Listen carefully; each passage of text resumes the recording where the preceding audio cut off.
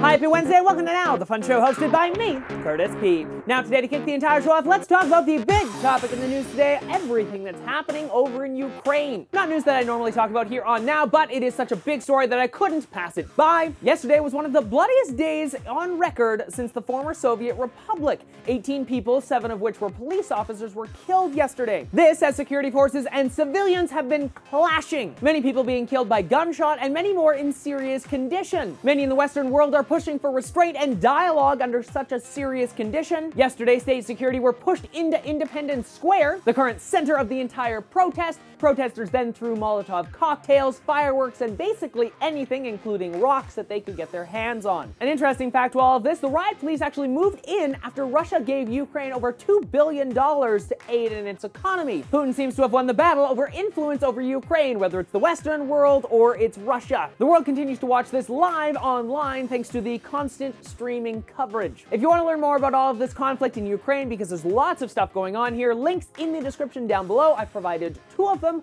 one of which pertains to everything that happened yesterday, and the other is a BBC article kind of going around the whole aspect of what's happening in Ukraine. Now jumping to the Olympics, but keeping the Ukraine topic here, the Ukraine Olympic Association actually asked the IOC if it would be alright if their competitors would wear a black armband in support of what's happening in Ukraine. To which the IOC actually said no, Ukraine competitors will not be allowed to wear black armbands. The IOC, or the International Olympic Committee, stating that this is against the Olympic Charter and it is not possible. Another reason they said no to this is the simple fact that there are sponsors everywhere at the Olympics. Basically, if you're a brand and you want to get noticed, the Olympics are probably one of the best places to do it. And in order to keep the balance here between sponsors and actual people, they kind of need to keep the political aspect kind of over there, which unfortunately becomes a problem for people in Ukraine who wanted to just show support, or of course the problems with gay protests in Russia right now, because that's a giant political problem as well. And as we wind towards the end of Sochi 2014, let's look over the medal count, shall we? Sitting at the top of the medal standings is Norway. They actually have 9 gold medals. Followed by Germany, they have 8. The US has 7. Russia, the Netherlands, and Switzerland are all tied in there at 6.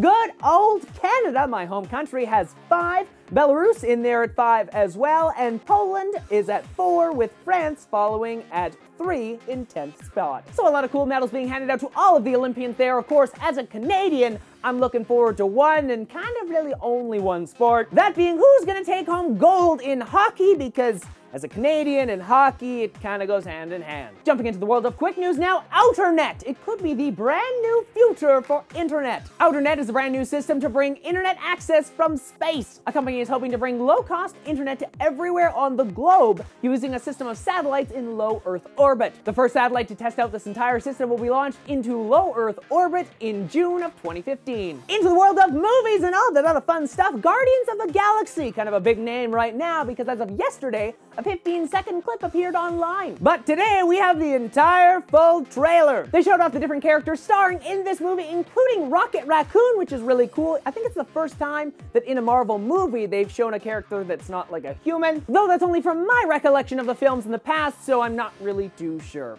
The entire film will arrive on August 1st. If you're interested in watching the full trailer, link in the description below. Talking about Marvel movies here, how about the fact that the US government is actually working on an Iron Man suit? Yes, the Tactical Assault Light Operation Suit, or TALIS, is being worked on currently right now by the US military. 3 suits are currently being constructed that will offer ballistic protection and fire resistance. The first glimpses of this suit will happen in June as they'll show off an unpowered prototype. The full suits are expected to be delivered in August of 2018, so a little bit of time till that happens. And last in the world of news today, let's talk about Hot Pockets, because they're kind of being pulled from shelves. If you're an eater of Hot Pockets, then look out, because they're being yanked from shelves because they contain diseased and what they're calling unsound animals. I'm not sure if I'm worried about the fact that it's diseased or it's unsound. Like, which one's worse? Pretty much it's a widespread meat recall because the products have not undergone the proper inspection. So with that in mind, do you ever actually worry about the food that we eat on a day-to-day basis? And like, how often do you eat processed foods like Hot Pockets?